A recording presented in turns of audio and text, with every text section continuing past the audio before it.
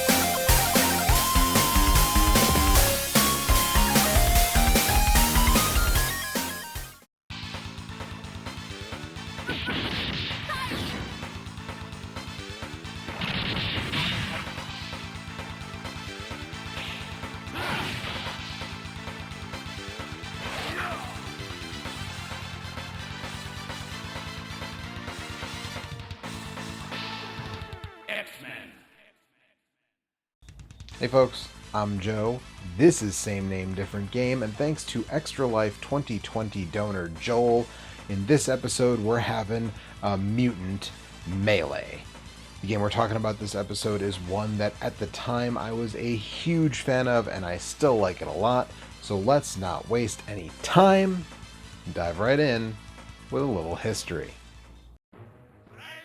In the early 90s, a second arcade renaissance was happening, spearheaded by the likes of Midway, and of course, Capcom. I don't need to tell anyone watching this show about the impact Street Fighter II had on the arcade business. And while that series carried on, Capcom's recent agreement with comic publisher Marvel brought a new opportunity. The first collaboration between Marvel and Capcom was The Punisher, a game for the CPS- arcade board, sometimes called CPS 1.5, which saw two players take on the roles of Frank Castle and Nick Fury hunting down the Kingpin in a belt-scrolling beat-em-up, one of Capcom's best. But for their second arcade team-up, they wanted to shift to a fighting game, and according to Matt Leone's oral history of X-Men Children of the Atom on Polygon.com, it was staffer Katsuya Akitomo's enthusiasm for the mutants that got producer Yoshiki Okamoto to pitch a fighter starring what was at the time Marvel's most popular property. The whole reason Children of the Atom was able to get off the ground was because the comic series Marvels had come out. It was painted by Alex Ross, and I think given the content of the publication, this was the kind of comic that could inform people about American culture, right? They could see what kinds of stories were being told, and that comic books could be seen as a reflection of people's views on American culture, so I thought it was very important for me to show this to the staff at Capcom. I even translated it from English to Japanese, and after I did that, I think there was this sentiment growing within the team that they wanted to make a Marvel game, and it turned out that Capcom Japan executive producer Yoshiki Okamoto had acquired the rights to use the X-Men in a video game. So I think in terms of the initial conceptualization of the X-Men game, I can't take credit for that. It would be Okamoto.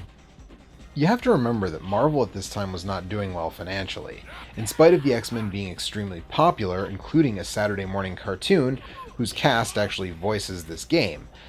Despite that, Marvel would later declare bankruptcy only a couple of years after this, so they were very much willing to license just about anything to anyone.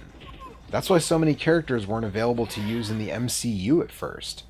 There were existing licensing deals with other movie studios going back years, and Capcom's work on The Punisher probably didn't hurt this licensing agreement either. So ahead they went, with a pretty large staff for the time, including Capcom heavyweights Noritaka Funimizu, aka Pooh, and Akira Nishitani, aka Nin, credited as two of the several planners. The latter even turned down working on Street Fighter III to take on Marvel's mutants. I really cannot stress enough to you how much you need to read Matt Leone's series of articles about the history of Capcom fighting games over at Polygon. If you're a fan of 2D fighters, Street Fighter in particular, just Capcom in general, you gotta check them out. They are fantastic, and pretty much all of the history and facts here came from there.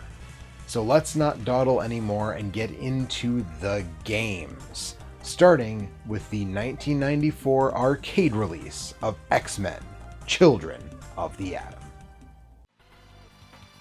Playing X-Men Children of the Atom for the first time is something of a revelation. If this happened to you like it did me at the time it was new, it felt a bit like Street Fighter 2, but simultaneously something wholly fresh. If you were to do it now and are familiar with the later Capcom Marvel fighters, I think it'll feel like a bunch of things just clicked. But they'll also be a bit frustrating because there are still some rough edges. Well, let's talk basics before we get into systems. X-Men is a 6-button fighter that runs on Capcom's CPS2 arcade hardware, almost indisputably the best standardized board ever used in arcades, with the only real competition being the Neo Geo. At any rate, you've got a total of 13 characters, 10 standard playable characters, 2 bosses, and 1 hidden fighter. The 12 non-hidden characters are made up of 6 heroes and 6 villains. On the heroic side, we've got Cyclops, Wolverine, Psylocke, Storm, Colossus, and Iceman. The villains are Spiral, Silver Samurai, Omega Red, a Sentinel, Juggernaut, and Magneto, the last 2 being unplayable bosses. And finally, the hidden character. Possible to encounter if you play extremely well, and playable with a code, it's none other than Akuma, hot on the heels of his first appearance in Super Street Fighter II Turbo, and in fact, using the same sprite, which does make him look a bit off-brand compared to the new anime meets American comics look the rest of the cast has, but his presence here, much like Ryo in Fatal Fury Special, signals a much bigger deal coming down the pike. But we'll talk about that later. Now let's talk systems. Like I said, on the surface this game feels a bit like Street Fighter II, and it shares more than a passing similarity with Darkstalkers, released shortly before. But once you start playing, you'll notice that this game is a lot bigger and louder than any fighting game Capcom, or anyone for that matter, had done before. Partially because, well, these are superheroes, and partially because there were so many Street Fighter clones in arcades at the time, Capcom and Nishitani wanted to do something purposefully different from that. Thematically, they wanted to go for controlling the madness of a superhero battle. According to Katsuya Akitomo, Children of the Atom was obviously about controlling the madness, and if you have a theme of controlling madness, the result will be something that looks wild, right? Nishitani and Yasuda, I think, were big proponents of this idea of controlling the madness, and I think that became a very prevalent theme in the game. So here we've got the multi-screen jumps for the first time. We've got a multi-level super meter for the first time before Street Fighter Alpha. We've got the ability to counter throws, known as a tech hit, for the first time. And while Super Street Fighter II Turbo did have super combos, the massively garish ones with tons of hits, that also starts here. And visually, we've got stages that destruct, a hallmark of the Marvel fighting games going forward, and really graphically impressive at the time. But as I said, there are some rough edges. The multi-level super meter only has 2 levels as a practical matter, and it's not like some later games where you can use more than 1 level to upgrade the power of a particular super move. You've got stuff you can do with some meter, mostly buffs like Wolverine's healing factor, Silver Samurai's shadow clones, or several dances that Spiral can use to increase her speed or attack power. And then you've got supers that you can do with a full meter. Furthermore, doing a tech hit to counter a throw in this game uses part of your super meter, which feels weird if you've played more recent 2D fighters, though it is a good way to prevent your opponent from using their super attack. Also, throwing itself is a bit weird. There were definitely times when I was trying to throw, felt like I should be throwing, but my character would just do a standard attack. But all that said, this game is still a blast, and even though it felt wild for the time as you tried to control the madness, later games, especially Marvel vs. Capcom 2, make the madness of this one feel downright quaint. If you've never played it and are a fan of the later games in the series, or even just 2D fighters in general, I recommend it. The game was apparently a hit everywhere except Capcom's home territory of Japan. But that didn't really matter, because when a game is a hit in the rest of the world, it makes enough money to demand ports to the systems of the era, starting with that age's biggest 2D powerhouse, the Sega Saturn. Released in November of 1995 in Japan, April of 1996 in North America, and everywhere else later in 1996, this one also has a personal tie to how I got my Saturn. I was working a second job at GameStop in the mid-2000s. This dude came in with a Saturn, the triple pack of pack-in games, Virtua Fighter 2, Virtua Cop, and Daytona USA, that was offered later in the Saturn's US life, and a complete copy of Children of the Atom. At the time, GameStop wasn't taking stuff that old, but I told him I'd take it. He said I could have everything for $20. Even then, the complete copy of Children of the Atom was worth more than that by itself. And that's how I got the Saturn I'm playing this game on now. Anyways, this port, done by retrogames, who mostly did Sega arcade ports to Sega home hardware, is basically arcade perfect. I've seen people say Wolverine's idle animation is missing like a frame or two, but I certainly didn't notice. This one also adds turbo speed to the game, which I swore was in the arcade, but playing it this most recent time, I didn't see the option for it, and I checked multiple regions, I checked the dip switches. I guess now I've just played so much more of the Saturn port that I tricked myself into thinking the higher turbo speeds were always in the game. This version keeps the visuals completely intact, as well as the fantastic soundtrack. The Saturn controller is perfect for this kind of game, Akuma is here, and in fact, in only the Japanese version, and even there, only in the Versus mode, you can pick the Juggernaut with a code. Sadly, not Magneto. But speaking of the Versus mode, this one also adds a group battle and survival mode. Not huge boons, but, cool things to have. This is one of those I wish I had more to say cases where, it's basically identical to the arcade. Retubo and Capcom really hit it out of the park here, and I just don't have a lot beyond that. I will point out that it's interesting it was published by Acclaim in the US, since Capcom had already done one home X-Men game with Mutant Apocalypse on the Super NES, so clearly they didn't have the license totally locked up. Maybe Capcom USA passed on it for some reason. And that takes us to the last port. Well, the last two, I guess, technically, but I won't be talking much about the DOS port here, except to say that it exists, and it was developed by the same people behind the PlayStation port, Probe Entertainment. PS1 and DOS ports were only released in the West, and because Capcom apparently didn't feel the PS1 hardware could do the game justice, it was handed to some other folks with fighting game porting bona fides, Probe Entertainment, who had previously done Mortal Kombat 1 and 2 on the Genesis, among others. Unfortunately, it seems Capcom was right, and this port is not great. Turbo speeds are gone, the survival and group battle modes are gone, and most importantly, a bunch of animation frames are gone. Beyond that, it slows way down a lot, and between the missing frames and the slowing, it feels about like playing the game in molasses. I mean, I suppose it was a classic any port in a storm situation, where if you didn't have a Saturn, this was probably not a terrible way to play at the time, but the fact that the Capcom-developed port of Street Fighter Alpha is very solid makes me think that this was avoidable on some level. Whatever the case, playing it now is rough.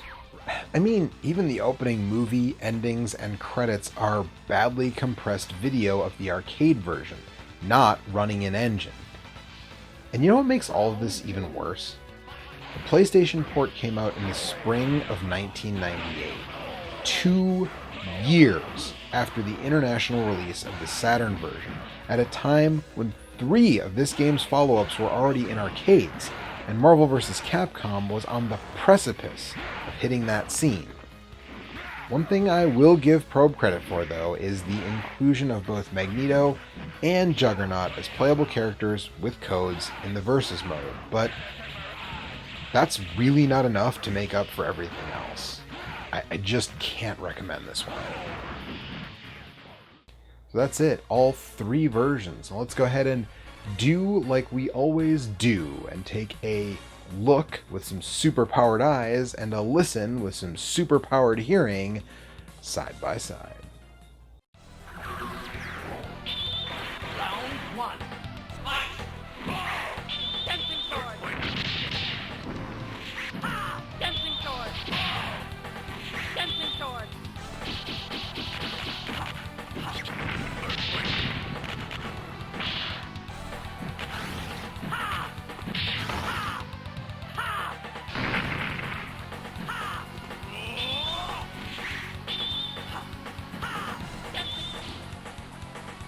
Round 2. Fight!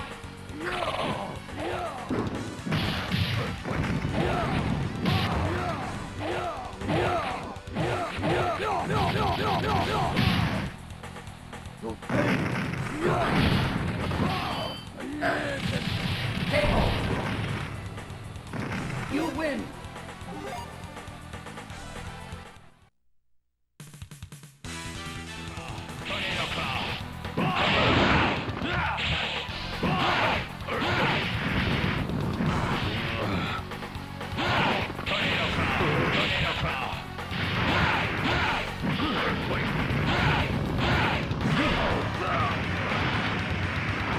You lose! Round 3.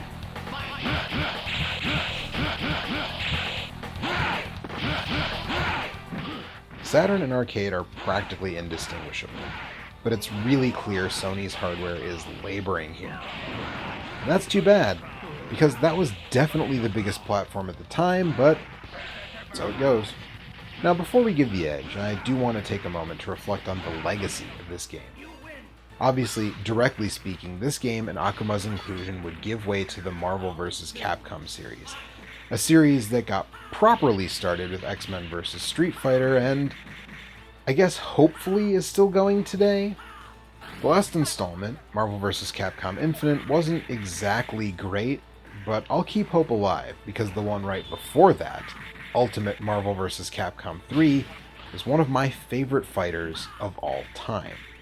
Beyond that, this game was Capcom's first licensed fighter, and I don't think it's a stretch to say that it set the tone for other licensed one-on-one games. Would we have Injustice without Children of the Atom? Or Arc System Works' weird Fist of the North Star fighting game? Or Dragon Ball Fighter Z? Is that Dragon Ball Fighters? Never sure about that. Anyways, that one would probably have happened eventually no matter what, but you see my point. This game also really brought the chaos to the forefront. Big, flashy text, that X you see when doing a super combo, the super jumps, the tech hits, the shattering floors, all of that. It's an influential game that I'm not totally sure gets its due. But like I said before, if you've never played it, you're a fan of the source material or 2D fighting games, you gotta check it out. And that makes it time to give the edge. And I'm just gonna say, it's the Saturn version, although if you're not opposed to legal gray areas, playing the actual arcade game is not very difficult these days. It's kind of a bummer it's never really gotten a proper re-release outside of an arcade 1-up, which is cool, but not exactly affordable, and if you live like I do, not exactly something you can afford the space for. Speaking of not exactly affordable, I was shocked to find out that the PlayStation port as well as the US Saturn port are both in the $100 to $200 range for complete copies. Fortunately, the Japanese Saturn version, as is so often the case with these things, is considerably cheaper in the $30 to $40 range, so yeah, check that one out. And plus, you can play as the Juggernaut there. And that does it. But be sure to come back next month, because the Capcom train will continue rolling. A certain franchise, a favorite of mine, is celebrating a 25th anniversary this year. You won't want to miss it. Hey folks, thanks for watching me talk X-Men Children of the Atom, and thanks to Joel for donating to our 2020 Extra Life campaign to request this one. Also, huge shoutouts to Kevin Bunch of Atari Archive for providing his voice. I love his show, link in the description. If you liked what you saw, do all the stuff everyone on this site asks you to. Like, subscribe, ring the stupid bell for notifications, and leave a comment telling me your favorite Capcom fighting game. If you really liked it, consider supporting on Patreon. Just $1 per video, you'll get early access to new videos, the chance to vote in polls on upcoming videos, a weekly column by yours truly, your name here with these cool people, and more. There are also links in the description for merch, check out those SNDG NWO shirts, and some affiliate links. If you want more Capcom Marvel stuff, the video on the left is on Marvel vs. Capcom, and the video on the right is on X-Men vs. Street Fighter.